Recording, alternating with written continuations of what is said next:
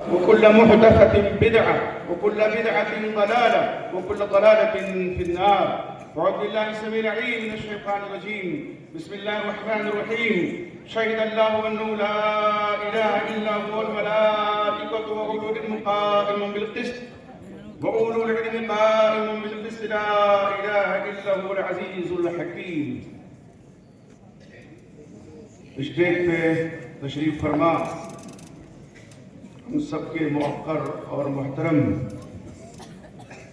امیر محترم مرکزی جمعیت اہل حدیث ہند حافظ اللہ تعالی، اس ادارے کے اور بہت ہی اہم ادارے اور جامعہ کے ناظم اعلیٰ برادر گرامی قدر جناب ڈاکٹر فیضان احمد صاحب حفظہ اللہ، اس ادارے کے وکیل الجامعہ برادر گرامی قدر جناب فضیلۃ الشیخ مولانا محمد ابراہیم صاحب مدنی حفظہ اللہ، ادارے کے شیخ الجامعہ، اساتذہ کرام اور موقر مہمان گرامی، عزیز طلبہ، محترم سامعین، یقین جانیے یہ لمحہ میرے لیے بڑی سعادت کا لمحہ ہے، اور میں نے جو محسوس کیا ہے اس پروگرام میں، ہمارے بعد احباب نے ہمارے دل کی آواز آپ کو سنا دی ہے۔ یقیناً ہمارے طلباء جب تقریر کر رہے تھے مختلف زبانوں میں تو خوشی سے دل بلیوں اچھل رہا تھا، اور یہ ہمارے وکیل جامعہ صاحب جانتے ہیں کہ اس ادارے سے ہمیں آج سے نہیں، اس ادارے کے بانی اور مؤسس محترم جناب ڈاکٹر عبدالباری صاحب رحمہ اللہ رحمۃ الواسعہ کے زمانے سے قلبی محبت اور لگا، اور اس ادارے کے اہم بانیان میں حضرت الدکتور محمود الرحمان صاحب رحمہ اللہ رحمۃ الواسعہ، ان کے صاحبزادگان اور محترم جناب ڈاکٹر فیضان احمد صاحب اور ان کے برادران گرامی قدر، ہم سب کے شکریہ کے مستحق ہیں کہ انہوں نے اس ادارے کو قائم کیا، بعد کے لوگوں نے تعمیر و ترقی کے مراحل کو طے کرتے ہوئے آج یہاں تک پہنچا دیا ہے۔ ہم سے جب کوئی پوچھتا ہے کہاں جائیں داخلہ لینے کے لیے، یقین جانیے میں کہتا ہوں آپ جامعہ خیرالعلوم جائیے، ڈومریا گنج جائیے، اگرچہ یہ خطہ بہار کا ہے اور یہ عجیب ہے اتفاق کہ سدھارتھ نگر میں کوئی شہر نہیں ہے، لیکن یہ بھی اللہ کا فضل ہے کہ علم سے بڑھ کر کے اس خطے کے علاوہ کہیں ہندوستان میں کوئی شہر نہیں ہے، یہ بھی حقیقت ہے۔ علم کا شہر یہاں آباد کیا ہمارے اسلاف کرام نے، بزرگان دین نے، اور آج جب بھی کوئی بات آتی ہے تو ہم اس کو فخریہ طور پہ کہتے ہیں کہ آپ یہاں دیکھیں گے تو آپ کو اہل حدیثوں کی تعداد اچھی خاصی ملے گی، گاؤں میں، دیہات میں، اریاف میں، قرآ میں۔ تو میں دل کی عطا گہرائیوں سے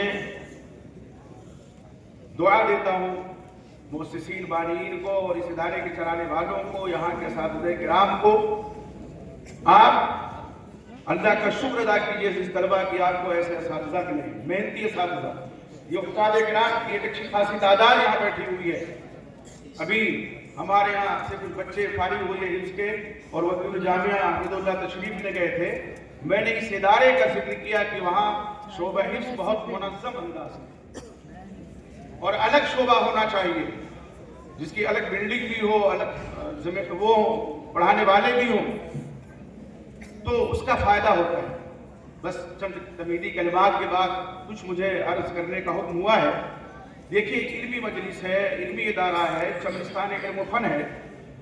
ابھی ہمارے ابو حمود صاحب فرما رہے تھے کہ آپ جو ہے احساس کمتری کا شکار نہ ہو، آپ ایسی راہ پہ ہیں کہ جو راہ جنت کو جاتی ہے۔ احساس کمتری میں وہ مبتلا ہوں جن کو اپنی منزل کا پتہ نہیں ہے، آپ کو تو اپنی منزل معلوم ہے، تو پھر آپ احساس کمتری کا شکار کیوں کر اور کیسے ہو سکتے ہیں؟ آپ دیکھیں علماء کا جو مقام ہے، جو مرتبہ ہے، یہ ہمارے قائد کرام یہ جب آئیں گے یہاں دینیات کے علم حاصل کریں گے.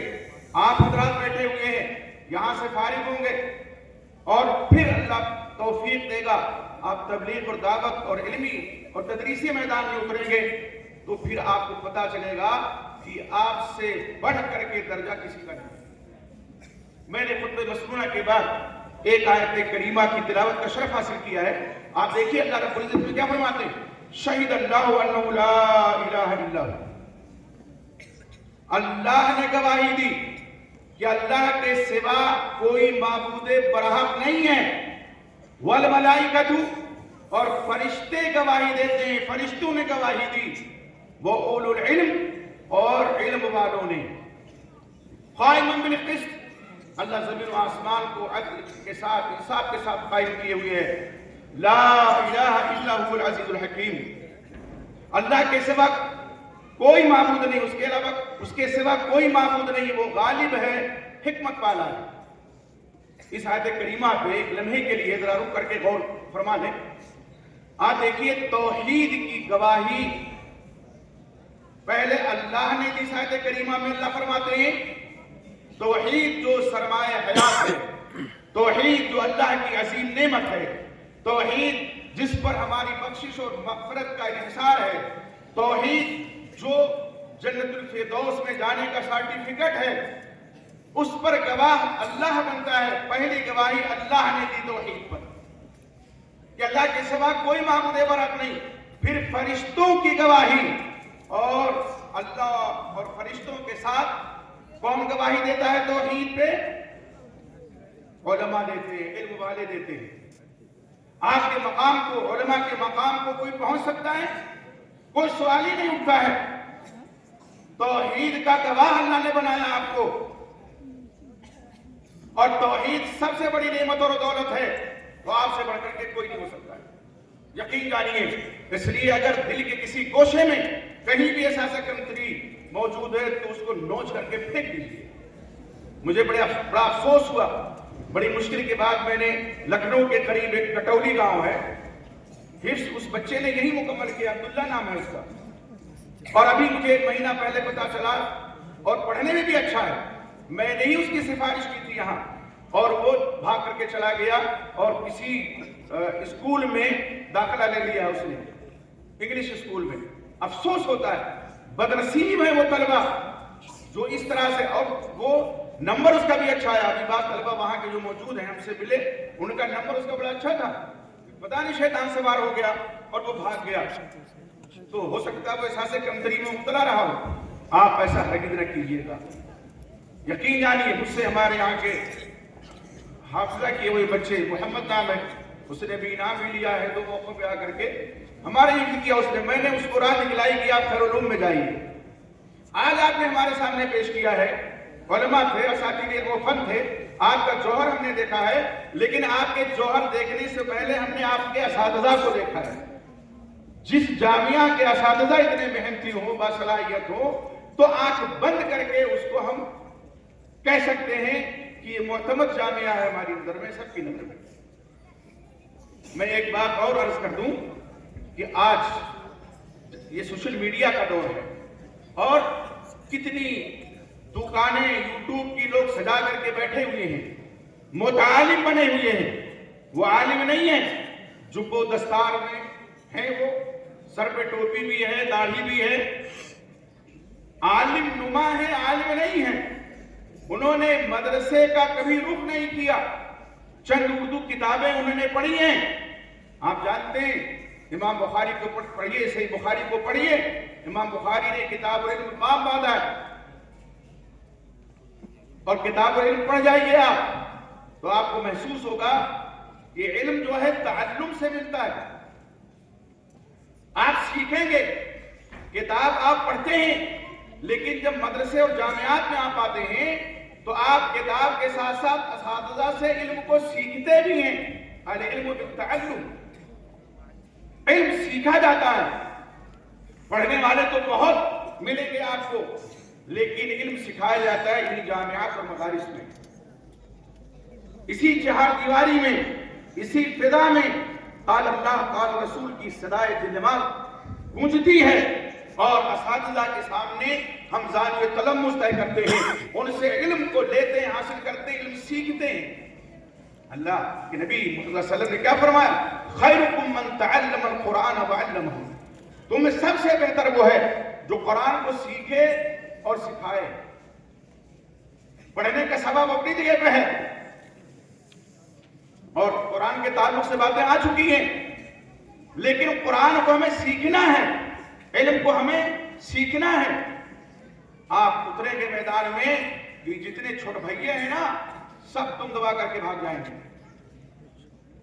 ہمارے فصل مشہور ہے اور بہت پرفیکٹ ہے، نیم حکیم خطرے جان، نیم ملا خطرے ایمان۔ علامہ ابن تیمیہ رحمہ اللہ شیخ الاسلام بہت پہلے فرما گئے، کیا فرماتے؟ انما یفسد الدنیا ثلاث انصاف، دنیا کو تین آدھے ادھورے لوگوں نے بگاڑ دیا۔ فرمایا فنصف کی یفسد الدین، آدھا ادھورا جو عالم ہوتا ہے دین کو بگاڑ دیتا ہے۔ والنصف طبیب یفسد الابدان، آدھا ادھورا جو حکیم اور ڈاکٹر ہوتا ہے وہ جسم کو بگاڑ دیتا ہے۔ والنصف نحوی یفسد اللسان، اور جو نصف نحوی ہوتا آدھا ادھورا وہ زبان کو بگاڑ دیتا ہے۔ یعنی بہت یہ قول ان کا جملہ آج کے دور پہ فٹ کرتا ہے۔ علامہ محمد امان جامی رحمہ اللہ رحمۃ اللہ واسع اپنے ایک بیان میں فرماتے ہیں ایسے لوگوں کے بارے میں جو چند کتابیں پڑھ لیتے ہیں، جیسے ہمارے ایک مسئلہ ہے کہ ہلدی کی گانٹھ رکھ کر کے آدمی پنساری بن جاتا ہے۔ ہلدی کی گانٹھ رکھی ہے، سامنے پوچھے بھی کیا ہو گئے؟ پنساری ہوں، اور صرف ہلدی ہے، وہ کاہے کا پنساری ہے وہ؟ تو ایسے ہی چند اردو کی کتابیں پڑھ کر کے لوگ عالم بن جاتے ہیں۔ وہ فرماتے ہیں کہ فتح الرحمان ایک کتاب ہے طب و حکمت کی، آج بھی لوگ اس سے مستفید ہوتے ہیں۔ تو ایک نیم حکیم صاحب کی نظر سے وہ کتاب گزری، وہ کچھ پڑھے بھی تھے، عربی کی شدت تھوڑی تھی ان کو، تو ایک باب وہاں تھا، باب الحبۃ السوداء۔ الحبۃ السوداء کسے کہتے ہیں؟ ہمارے اس کو مگریل کہتے ہیں، اردو میں کلونجی کہتے ہیں اسے۔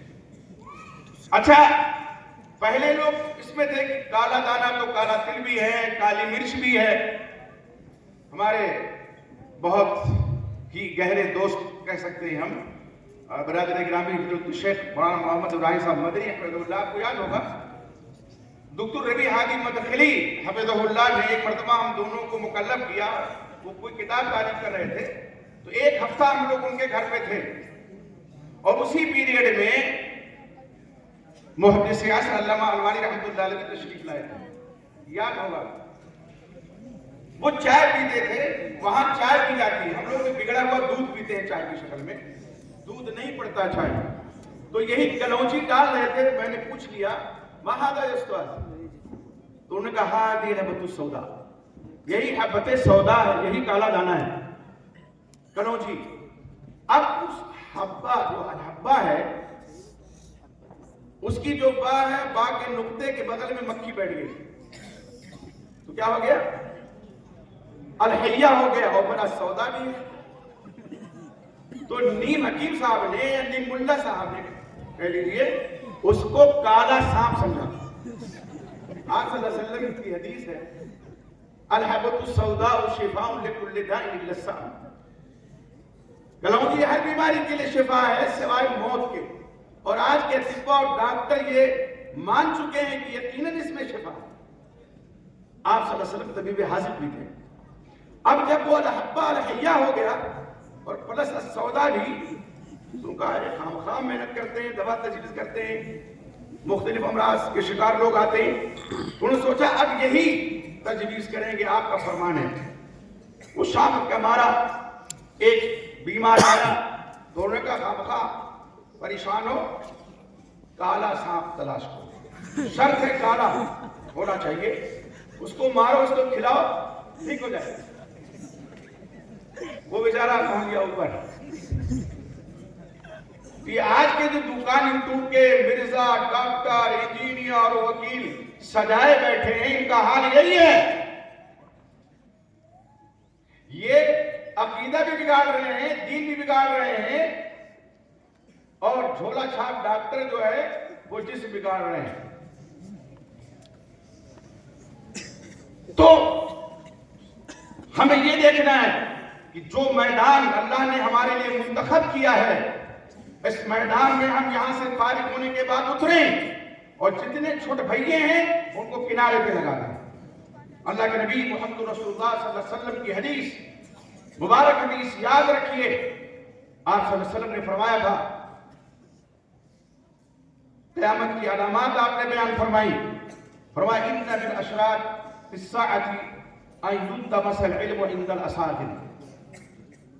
قیامت کی علامات میں سے کہ علم کی طلب لوگ اساغر سے کے پاس جا کر کے کریں گے.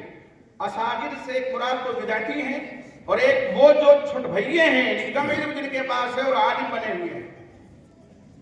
یقیناً ایک عالم کا کلیجہ منہ کو آتا ہے جب ایسی باتیں ہم لوگ سنتے ہیں. میں نام لینے کا عادی نہیں ہوں. ایک وکیل صاحب ہیں، اتفاق سے وہ اس میدان میں اتر آئے ہیں. اچھا، یہ بڑا آسان لگتا ہے، چند تقریریں آپ مرتب کر لیں اور کود جائیں میدان میں. اور اب تو ماشاءاللہ کر کے، پہلے ہم بریلویوں کو کہتے تھے کہ یہ طے کر کے آتے ہیں، اب ہم کہہ بھی نہیں سکتے ان کو یہ بیماری ہماری صفوں میں خود موجود ہے. تو انہوں نے ایک حدیث کی تشریح کی، اس کو سنیے ذرا. آپ صلی اللہ علیہ وسلم کیا فرماتے ہیں کہ اللہ تعالیٰ نے میری امت کو معاف کر دیا ہے. کیا چیز معاف کر دی ہے؟ ما حدثت به انفسها. دل میں جو وسوسہ آتا ہے، خیال آتا ہے، اگر گناہ کا بھی خیال آیا تو جب تک وہ عمل نہ کرے، بات نہ کرے. حدیث کے الفاظ ہے، جو امت کے لفظ ہے، ما لم تعمل او تتکلم. صحیح روایت. اب انہوں نے اس کی تشریح کیا کی؟ اللہ کے وسلم کیا فرماتے ہیں؟ اللہ معاف کر دیتا ہے دل میں وسوسہ جب آتا ہے. بہت سے لوگ وسوسے کے شکار ہوتے ہیں اور پوچھتے بھی ہیں کہ منا بڑا وسوسہ آتا ہے. میں کہتا ہوں یہ ایمان کی علامت ہے، اور حقیقت میں وسوسہ مومن ہی کو آئے گا. جس کے دل میں پہلے سے شیطان گھسا ہوا اس کو وسوسہ کہاں سے آئے گا؟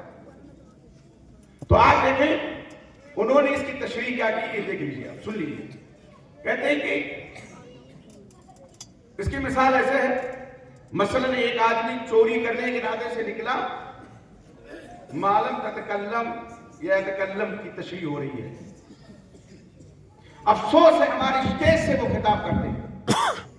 میں نے وہ دور بھی دیکھا ہے، لکھنؤ میں ایک مدنی صاحب کے ساتھ وہ تھیلا پکڑ کے آتے تھے.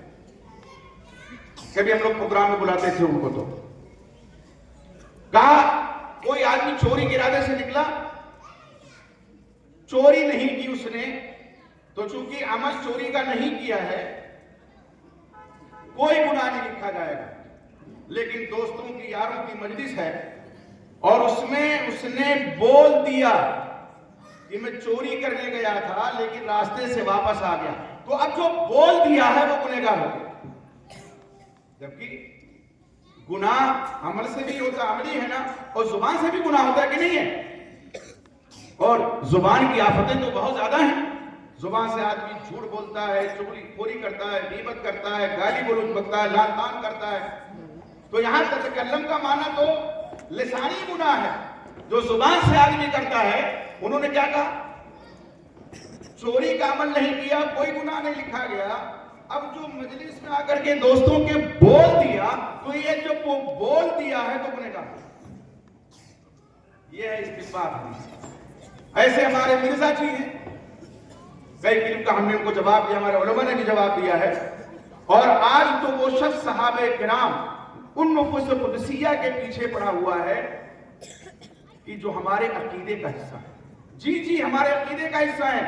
صحابہ تاریخی کردار نہیں ہے صرف، وہ ہمارے عقیدے کا حصہ ہیں.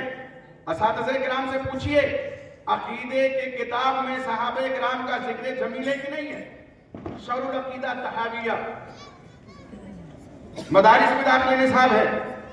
हम लोग जब यहाँ पढ़ते थे तो अकायदे नस्फी पढ़ी है, खामखा मातुरीदी जो अकीदा है उसकी किताब जामिया इस्लामिया मदीना तैयबा का ये खैर है, वहाँ की जामियात का खैर है कि वहाँ जब हम गए, ये और बात है कि हमारे असातिज़ा अकायदे नस्फी पढ़ाते पहले असातिज़ा, तो अगर कोई गलत अकीदा आता था तो उसकी नकील करते थे, इसमें कोई दो राय नहीं है। लेकिन क्या हुआ, वहां से ये फैज निकला और पूरी दुनिया में फैला तौहीद।